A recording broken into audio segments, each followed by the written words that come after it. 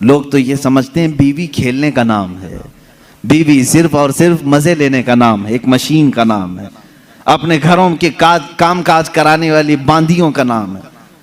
ایسا نہیں ہے، بلکہ تمہارا اور اس کا جسم جب ملتا ہے تو یوں سمجھ لو اب جسم دو ہوں گے لیکن جان ایک ہو جاتی ہے، اور وہی حقیقی زندگی ہے۔ جن کی زندگیوں میں اس طرح کی محبت نہیں وہ جہنم بن جاتی ہے دنیا میں۔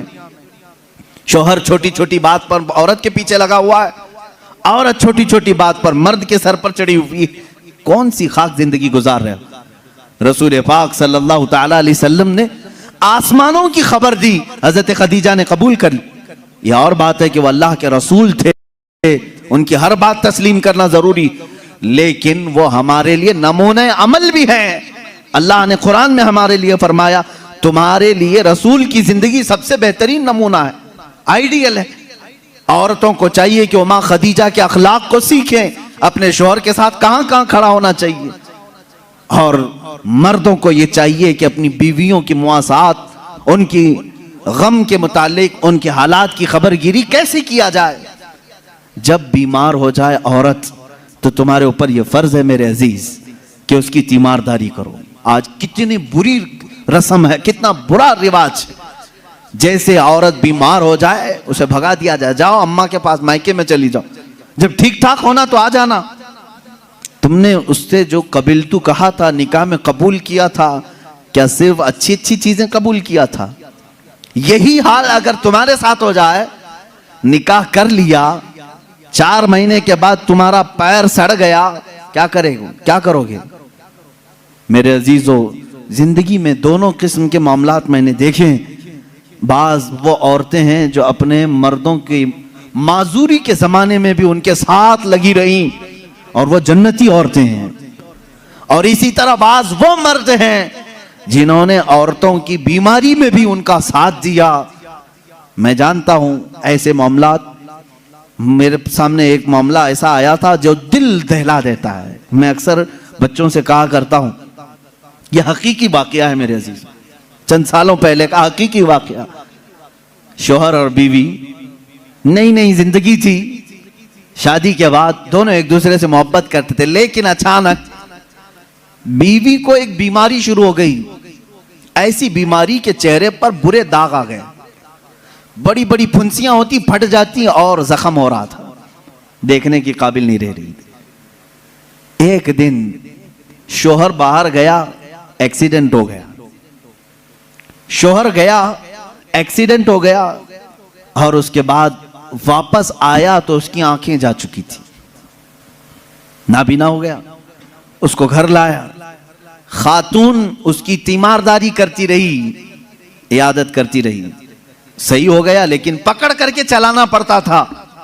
لیکن بیوی کی بیماری ایسی تھی کہ دن بدن وہ گلتی جا رہی تھی، گھٹتی جا رہی تھی، اور وہ داغ بھی بڑھتے جا رہے تھے۔ لیکن اس کے لیے ایک خوشی یہ تھی کہ شوہر اسے دیکھ نہیں رہا ہے۔ عورتیں تو یہی چاہتی ہیں نا کہ اگر میری بدنما کوئی چیز ہو تو کم سے کم میرے مرد سے چھپی رہے، تو اسے ایک خوشی یہ تھی کہ شوہر دیکھ نہیں رہا ہے، آنکھیں جا چکی ہیں۔ اسی حالت میں اس کی تقریباً 2 سال یا 3 سال گزر گئے۔ 2-3 سال کے بعد عورت کو ڈاکٹروں نے کہا بھی تھا کہ یہ بڑے خطرناک مرض میں ہے، اس سے علاج مشکل ہے، اس کا علاج مشکل ہے۔ 3 سال یا قریب اتنے سالوں میں عورت کی وفات ہو گئی، عورت انتقال کر گئی، اور لوگوں نے جنازہ اٹھایا، دفن کیا۔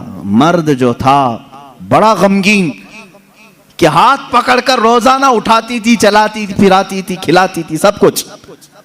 جب جنازہ چلا گیا، لوگ آئے تو دیکھا کہ مرد خود سے اپنے گھر میں اندر جا رہا ہے، برتن لا رہا ہے، گلاس لا رہا ہے، خود سے سارے کام کر رہا ہے، کوئی پکڑنے والا نہیں، سب چیزیں۔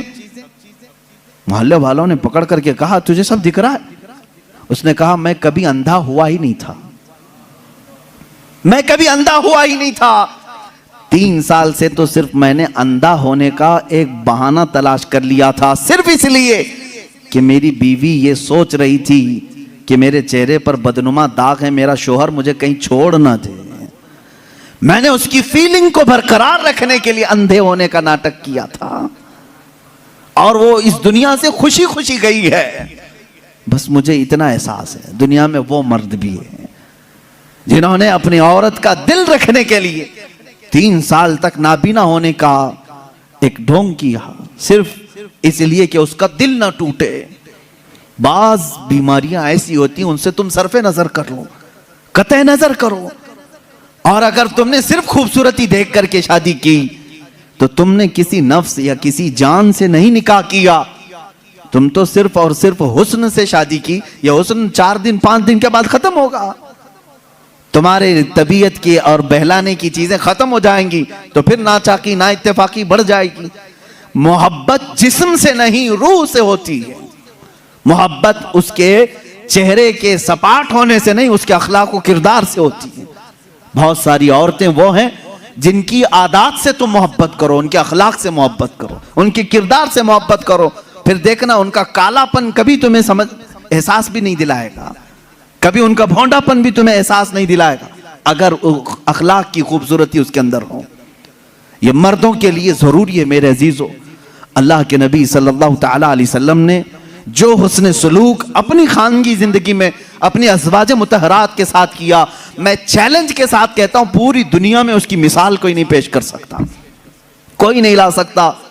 رسول پاک صلی اللہ تعالی علیہ وسلم نے اپنی ہر زوجہ کے ساتھ جو حسن سلوک فرمایا، یہاں تک کہ اللہ تعالیٰ نے آیتیں نازل فرمائی قرآن میں ازواج مطہرات کے آداب کے لیے، وَإِذَا سَأَلْتُمُوهُنَّ مَتَاعًا فَاسْأَلُوهُنَّ مِنْ وَرَاءِ حِجَابٍ، اے لوگو جب کبھی تم رسول کی بیویوں سے کوئی چیز مانگنے جاؤ گے پردے کے پیچھے کھڑے رہنا، حضور کی عورتوں کے بالکل مقابل آنا جائز نہیں، جبکہ وہ پوری امت کی مائیں ہیں۔ قرآن کہتا ہے وہ امہاتکم، وہ تمہاری مائیں ہیں۔ اللہ تبارک و تعالیٰ نے مومنین کی مائیں انہیں بنایا ہے۔